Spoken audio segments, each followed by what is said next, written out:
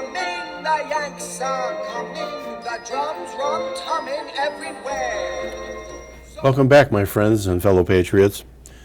We'll be interviewing another service member who will talk to you a little bit about what the life in the military is like, to show many of you who've never had the honor of serving what military life can be like and what were the challenges.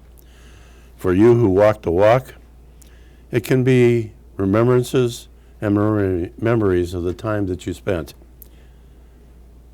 For Marines, sailors, and Coast Guardsmen who serve in time of war, there is a second highest decoration for exceptional heroism in combat against the enemy. It is second only to the Congressional Medal of Honor. It was established by Congress on February 4th, 1917. It was called the Navy Cross. Some of the recipients of this award was Lieutenant General Chesty Puller, USMC, who won 5 Navy Crosses. One of these for action in Nicaragua after World War I, during the Battle of Guadalcanal, on New Guinea, and in for his service in Korea during the retreat from the Kosin Reservoir. Also, Admiral Roy Davenport for his actions as commander of the USS Haddock and Trepang submarines that sank 17 Japanese ships during World War II. And then there was Dory Miller, the first African-American sailor to win the cross. He was aboard the USS West Virginia, and he was a cook. And during the attack on Pearl Harbor, he was on the USS West Virginia and was given an order to abandon ship. He refused that order, and then he dragged his captain to safety. And after that, he manned a 50 caliber machine gun and shot down Japanese airplanes. Another one was Colonel Merritt Edson of Edson's Raiders during World War II, where he received 2.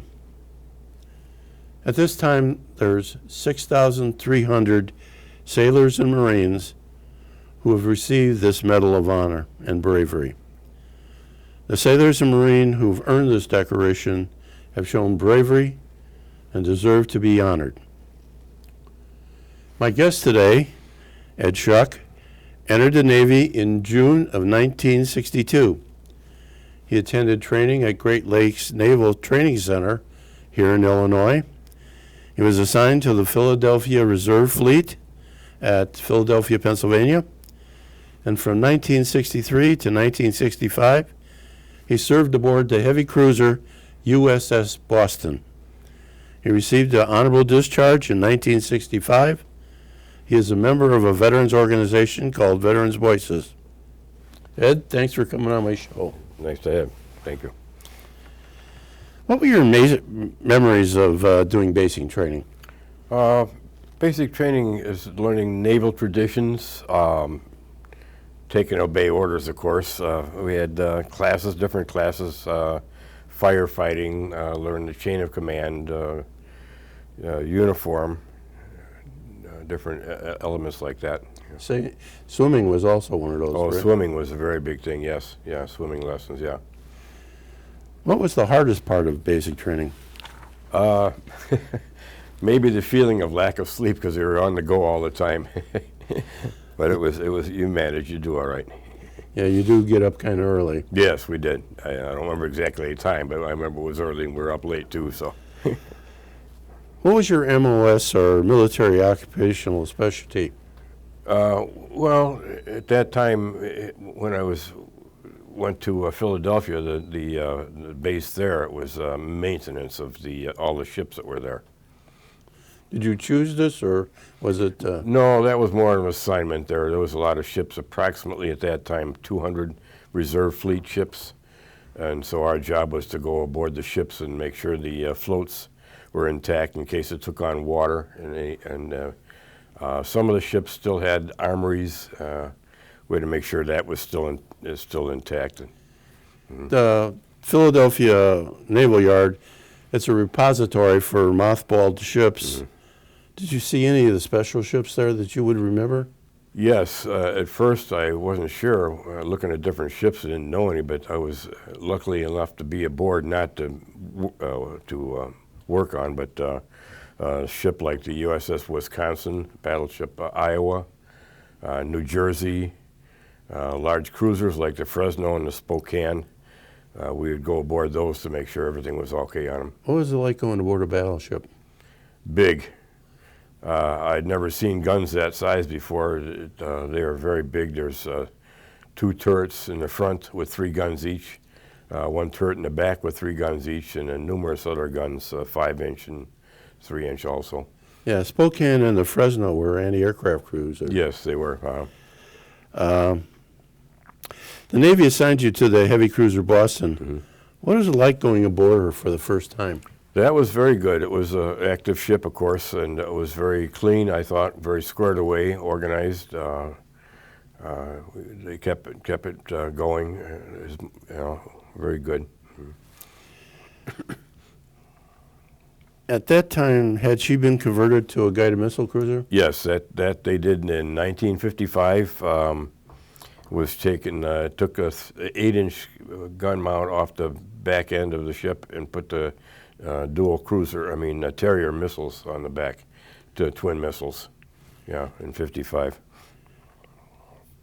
Boston was a big ship. Was it difficult learning how to get around? No, I was lucky because being on all the ships when I was in Philadelphia, you learned your way around pretty good. And some of the ships they divide in sections, like the forward section would be A, a midship would be B, and aft ship would be C. So they would have letters like C2, 1L, meaning aft in the second deck, starboard side 1, and L meaning living quarters. So you see those letters on the bulkhead of the ship, and you know pretty quick right where you're at.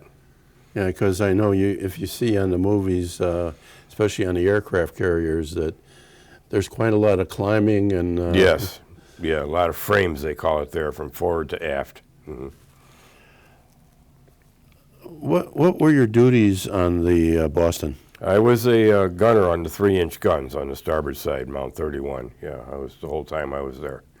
Did you have any use for that at all? Did you ever get to shoot them? Oh, yeah. They,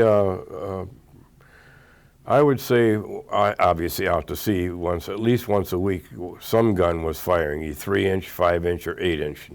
Not too often the missiles, but most of the other guns, they were for practice shoots.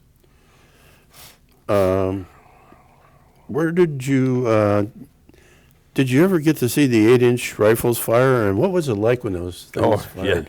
Yes, they did. They were, again, they're bigger than you think, and they would fire. It's usually one out of the 3 guns, 1 gun at a time, because the ship would move a little bit, so they have to reposition for their target. But a lot of smoke and a lot of debris each time they fired. It was pretty loud. What was it like going to action stations? To what? Action stations. Well, it was easy for me because I was on the gun mount all the time, so if they did call an action station there, well, we were right there. But everybody with numerous amounts of training knew exactly where to go and what to do at that time. Where did you journey with her? Well, being Boston, obviously, so far north, we'd go all the way down the Atlantic, into the Caribbean, and we did make it into the Mediterranean. We were there for 7 months. Any ports there that you remember? Oh, yeah. There's what they nicknamed the Med Cruise in the Mediterranean. It hit a lot of different ports. What were some of those ports like? I found them interesting. It's different from our own country. A little bit different way of life, but very nice. The people were very good, very nice to us. We would go to the different bases and stuff. Mm-hmm. I'm sure you were in heavy weather. What was that like? That I remember, we hit a couple of storms. The first time, a lot of people got seasick. Not much you can do about that, but if it gets too bad, you can't be topside. You have to be below decks, and there's probably to keep you busy one way or the other and figure out things to do. But if it gets too bad, you just have to ride it out. There's not much you can do. What's it like being out on the ocean and seeing nothing but sea out there? I liked it. That's part of the reason I joined the Navy, I guess, because I wanted to travel someplace. I wanted to go, and you can always smell the salt air. You take a deep breath, and when you're outside, and sunsets, sunrises are always very nice. It's just serene, peaceful, I think. I know a number of the Navy guys that I've contact with. They always talk about sunsets on the ocean. Oh yeah, very nice. Yeah, yeah. They teasingly say if you listen close, you can hear the sun hissing when it hits the water. What made you decide to leave the Navy? Well, I had family at home. I wanted to be with my family, and I had a girlfriend, and we were planning a wedding, so that kind of took care of that. We wanted to get married. Sounds good. You're involved in an organization or organizations that involve military background. What do they do? Oh, well, our group, they'll help out like the military in what's that town called? Manteno. Yeah, the veterans home in Manteno. They'll help them out, and of course we like to help you out with your packages that you donate and send overseas. That's a big thing there. And that's Veterans Voices. Yes, Veterans Voices. Good. Mm-hmm. It's a good organization. The last question I ask, and I ask everyone that's on my show, how do you feel about being a vet? How do you feel now? Now I think it's a pride. I understood years ago after the fellows got home from Vietnam, they weren't looked at as very well. But I think nowadays people understand the difference with service people coming home from duty. I think so too. Yeah. I think we've had a lot of impact on that. I think so too, yeah. Ed, I'd like to thank you for coming on my show. Please accept this coin and this pin. Oh, thank you very much. Thank you. I'd like to share with you a letter I received from the troops that we send care packages that were stationed overseas. Mr. Kruse, thank you for your care packages. Our soldiers really appreciate it, and I attached a picture with a couple of nurses with those items. The operating room nurses told us that they had run out of coffee, so the K-cups were very timely. God bless you, Chaplain Adam Landrum. In closing, I'd like to remind you that we have men and women now in harm's way. Servicemen and women hate wars. Why? Because they have to fight them. However, they do their duty to their country and for you. Keep them in your thoughts and your prayers. God keep them safe, bring them home quickly. Yeah. God bless America and our troops. Thank you again for watching my show this month. I hope to do it again next month with a serviceman or woman here on PHTV 4. Honor and respect.